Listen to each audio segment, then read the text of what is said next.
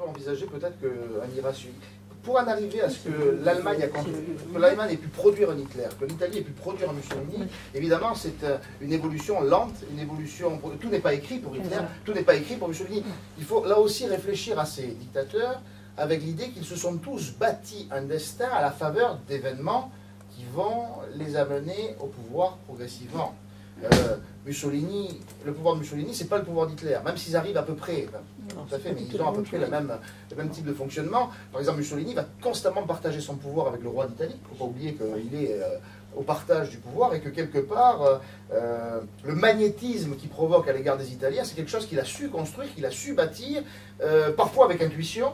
Même chose pour Hitler, parfois en s'adossant, en usant beaucoup de duplicité, en étant à la fois très proche du peuple et en même temps très proche des élites, en disant tout et son contraire, en construisant quelque chose qui fait d'eux quasiment des monstres, on pourrait dire. Parce que quelque part, les régnants, les gouvernants de ces époques-là sont souvent arrivés là, un peu par hasard, avec un peu de chance, mais aussi avec beaucoup, je dirais, de conviction et la possibilité de jouer sur des frustrations. Je crois que c'est important. Et les frustrations, elles sont issues de quoi? Alors aujourd'hui, il y a des frustrations. Oui, sur lesquelles on peut travailler. Mais les frustrations de cette époque-là sont les frustrations nées de la Première Guerre mondiale. Les Allemands sont frustrés à la sortie de la guerre. Les Italiens sont frustrés à la sortie de la guerre. Les accords n'ont pas été ce qu'ils voulaient. Tous les pays qui sont sortis de la guerre, sur lesquels on a plaqué, qu'est-ce qu'on a fait en Allemagne? Les Allemands sont battus en 1918, qu'est-ce qu'on fait? On leur plaque un modèle français. On leur plaque la République de Weimar, c'est un septennat, c'est un régime de la Troisième République. Les Allemands le rejettent d'autant plus que c'est la France qui les impose. Ils vont trouver en Hitler une sorte de bélan comme ça qui va hurler à cette République qui en plus est soumise à un certain nombre de difficultés économiques et qui va tout de suite se déliter pour proposer quelque chose d'autre, qui ramène à l'Allemagne, la grande Allemagne d'avant la guerre. Voilà une frustration qui est exploitée de manière magistrale par Hitler et qui arrive comme ça, qui a vite compris que dans ce socialisme que l'Allemagne a enfanté d'une certaine manière aussi, parce que Rosa Luxembourg, Karl Liebknecht, ce sont ces militants, ces défenseurs d'un communisme allemand rouge en 1918-1919, qui sera durement réprimé, un marxisme allemand très fort. Eh bien, le marxisme est aussi, Marx est une culture germanique également, eh bien tout ça est quelque chose qu'il va savoir capter. Hein, et cette captation, évidemment, elle va produire ces systèmes qui mettent en œuvre un nationalisme exacerbé qui puise dans des valeurs de gauche, voire d'extrême gauche. Et ça, c'est toutes les thèses, notamment de Ziv Sternel, qui parlent du fascisme français né, justement, dans le socialisme, notamment les écrits de Sorel, dans les années 1880, sont exploités par Mussolini et par Hitler 30 ou 40 ans plus tard en les dévoyant. De même que on peut s'inquiéter du socialisme actuel. Ben oui, on peut voir que dans... écoutez, on voit que dans certains courants d'extrême droite, il y a une exploitation très claire de propos qui étaient auparavant utilisés par le Parti communiste. Comment est-ce qu'on s'adresse aux ouvriers dans les... Regardez Hénin Beaumont, par exemple, etc. Il y a un lien qui est fait de manière indéfectible autour de ça et qui fait que, voilà... contre la classe politique traditionnelle, c'était très clair dans les années 30, hein, il s'agissait de s'en prendre à ceux qui étaient l'alternance politique, les radicaux, les socialistes, tout ça, c'est le même magma. Aujourd'hui, l'UMPF, c'est ça oui, ou le MPS, pardon. L'UMPS, l'idée d'espèce comme ça, de classe politique qui alterne, Sarkozy, Hollande, qui va provoquer et fédérer contre elle, cette classe politique, des opposants d'un peu tout bord qui vont effectivement considérer qu'ils ne sont pas opérants, qu'ils confisquent le pouvoir à ceux qui s'en trouvent de plus en plus exclus, et que ça, évidemment, c'est très fort. C'est ce qui s'est passé en 1934.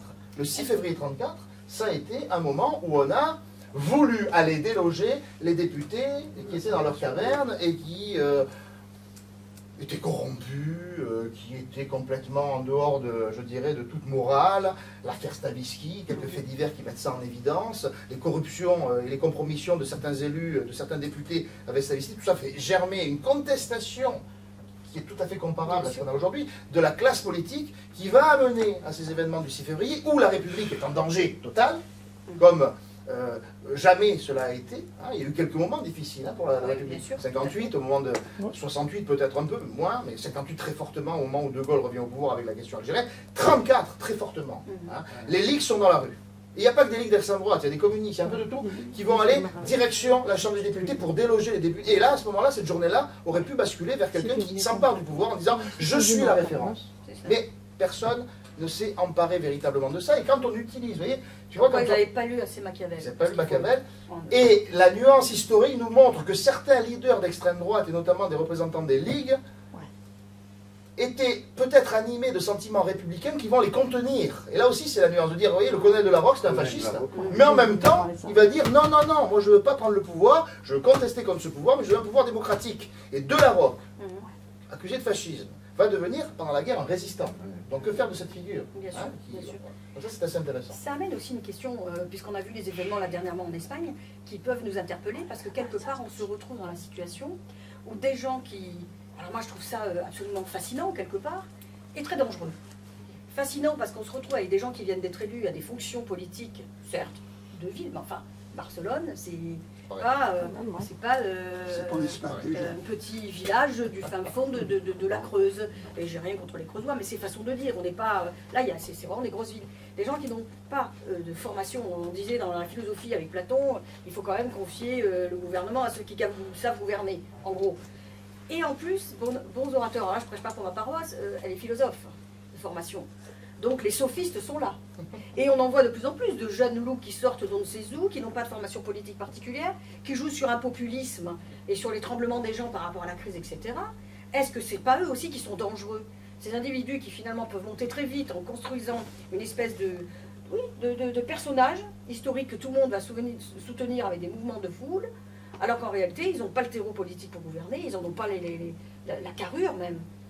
C'est bon orateur, manipulateur, certes, mais pas forcément la carrure pour diriger un pays.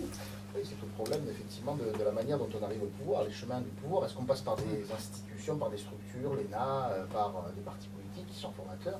Ou est-ce qu'aujourd'hui, la norme serait de dire, ben, l'homme politique, il peut passer par d'autres canaux que ces canaux, je dirais, traditionnels, qui est de l'entre-soi? Il faut être d'une caste politique, il faut être dans un parti pour être au pouvoir, et certains considèrent que bien non, on peut contourner, on peut désormais s'adresser directement au peuple sans passer par des systèmes de validation dans un parti ou dans une administration. En plus, le peuple, en ce moment, a l'impression d'être dans la surcharge d'impôts, de vivre une crise où il a l'impression que les hommes politiques, excusez-moi pour ce que je vais dire, mais fument des cigares avec nos impôts, et roulent dans des belles voitures ou utilisent des taxis sur des voilà. Alors, à un moment donné, ça c'est un discours récurrent. Oui, oui, oui. Oh, mais non, mais c'est ça.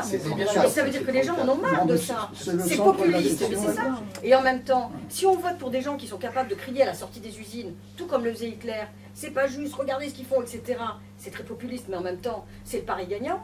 Et quand on y réfléchit vraiment, on se dit, oui, mais en deçà, parce qu'il y a quand même le problème du 1, nos politiques, quand est-ce qu'ils vont mettre un peu de fermeté quand il le faut? 2, quand est-ce qu'on reprend un peu de logique et peut-être on est dans une crise d'exemplarité, quand est-ce qu'ils redeviennent un peu exemplaires avec un peu moins de casserole au derrière? Quand est-ce qu'à un moment donné, on se dit, bon, on est fiers de nos politiques? Parce que là, on dit bonnet blanc, blanc bonnet, on est dans l'embarras quand même. C'est ce qui a un peu suscité cet ouvrage, et qu'on est dans un contexte où effectivement, on a un mal à notre politique, on a mal à nos politiciens, on a cette impression d'une succession là depuis quelques années, depuis peut-être, je ne sais pas, Mitterrand, Chirac, je ne sais pas, hein. Puis, en tout cas depuis 2008, ça c'est sûr, cette idée que, bon, le Parti Socialiste et l'UMP, ce sont deux partis qui finalement n'apportent aucune solution, et donc il y a forcément une alternative. Alors, l'alternative c'est l'extrême droite, c'est quoi? On ne sait pas, donc vous voyez, c'est évidemment problématique. Et ce manque de confiance, ce désamour des Français avec les partis, mais plus qu'avec les partis, avec la politique, avec le sentiment politique, qui fait qu'on vote beaucoup moins, il y a une abstention très forte, qu'il y a donc comme ça une sorte de dimension qui provoque vraiment, vraiment des difficultés à penser. Et ça, moi je pense que dans cet ouvrage, on y a... Alors là, il y a une sorte de... Il y a des comparaisons qui ne tiennent pas, si vous voulez. Il y a des comparaisons qui ne tiennent pas. À l'analyse, finalement, on se rend compte que, bon... par exemple, on a comparé les mouvements de rue, si vous voulez. Les mouvements de rue, c'est beaucoup plus intense en 1934 que... Moi, j'ai pris l'exemple des mariages pour tous. Bon, mariage pour tous, d'accord. Il y a les droits dans la rue. Les droits dans la rue, on était peu habitués, pour notre génération à nous, de voir les droits dans la rue. Exactement. En revanche, aux années 30, la rue est occupée par la droite, principalement. La gauche manifeste, mais dans des cadres très particuliers, et même, il y a une réappropriation par la gauche de la rue en 1934. Peu de manifestations avant 1934. Vous avez la grande manifestation de réaction de la gauche, c'est le 12 février 1934, lorsque, à la suite des manifestations du 6 février, une sorte de sursaut, et la gauche qui était complètement divisée. Vous aviez les communistes qui étaient hostiles à la République, qui vont, notamment avec une sorte d'injonction de Moscou qui dit, bon, calmez-vous, essayez de vous retrouver avec le Parti Socialiste, donc SFIO, gauche, socialiste. SFIC, gauche communiste, radicaux, vont sur quels critères, sur quelles valeurs? Les critères et les valeurs de l'antifascisme. C'est ça qui mobilise, l'antifascisme. Comme aujourd'hui, d'une certaine manière, peut-être une des seules valeurs qui tient encore, c'est le pacifisme et peut-être l'antifascisme ou l'antiracisme. C'est plutôt dans les anti qu'on se fédère qu'avec une valeur qui était très forte. Parce que le Front populaire est né de ça. Oui, c'est d'accord. Mais en même temps, il y a un autre problème suite à ça. Parce qu'aujourd'hui, on a l'impression qu'on dit souvent, et on entend souvent, je me fais toujours un peu la porte-parole d'une sorte de populiste, d'ambiance, parce que l'histoire, c'est aussi une ambiance. Et bon, il y a quand même beaucoup de gens qui disent qu'il y a des islamophobes. À l'inverse, il y en a qui disent, mais on ne parle jamais du racisme inversé, c'est-à-dire de ceux qui, d'une certaine façon, peuvent aussi être racistes contre, on va dire, le français de souche, comme ils aiment à dire. Il y a quand même un problème de communication ou de vie collective. La laïcité dont je parlais tout à l'heure, si on l'assouplit, est-ce qu'on pourrait dire, oui, je vois les grands yeux, est-ce que, là aussi, je vais dans la fiction, je suis philosophe, je peux me permettre presque partir dans la science-fiction. Est-ce que la laïcité, si demain elle s'assouplissait, on dirait, tiens, ben voilà, chacun porte son voile, sa kippa, comme on veut, on ne punit de rien, dans la mesure où on reconnaît une identité, etc. Mais par contre, on respecte, dans l'espace public, on n'essaie pas de convertir un tel ou un tel. Ça serait une nuance qui pourrait être apportée à la laïcité, en disant, après tout, on se fiche que tu portes ci ou ça, tant que tu n'essayes pas de me convertir, et en même temps, on garderait les valeurs de la République telles qu'on veut les conserver. Bien entendu, pour tous ceux qui sont pour la laïcité, c'est insupportable, ce que je dis. Mais pour ceux qui voudraient nuancer et intégrer, sans qu'on intègre le phénomène religieux, mais la possibilité pour les gens de vivre selon leur tradition, au cœur de quelque chose qui serait institutionnalisé. Bon, face à le religieux, c'est de la tradition. Oui, face à la laïcité, il y a... Bon, là tu te fais l'avocat du diable. Oui, bah oui, j'essaie d'aller creuser dans les ressources de l'historien. Bon, il y a quand même quelque chose qu'il faut noter, mais là je sors un peu du bouquin, c'est que la laïcité, on n'en parle pas en France. En tout cas, on en parle, c'est la Fédération des œuvres laïques. Bon, c'est un fait acquis, jusqu'à un certain moment. Un moment voilà. Précis. Exactement. L'historien dit à un moment précis, c'est 1989. 1989, vous avez la première affaire du voile. Exactement. Qui va révéler une sorte de clivage énorme dans la société. Parce que l'affaire du voile provoque des scissions partout. Les socialistes ne sont pas d'accord, la droite n'est pas d'accord, les enseignants ne sont pas d'accord, les familles ne sont pas d'accord. On se projette deux visions de la société. Et on est, à mon avis, on est toujours là. Mais complètement. C'est-à-dire qu'on est toujours dans cette idée que ce qu'on promeut, c'est un peu cette idée, on va dire, un peu mollasse, comme je disais tout à l'heure, du vivre ensemble. C'est un concept qui passe partout aujourd'hui. Le vivre ensemble. Évidemment, quand on a dit ça, on a tout dit, mais il faut y réfléchir effectivement à ces valeurs laïques qui sont finalement, peut-être en simplifiant, deux alternatives.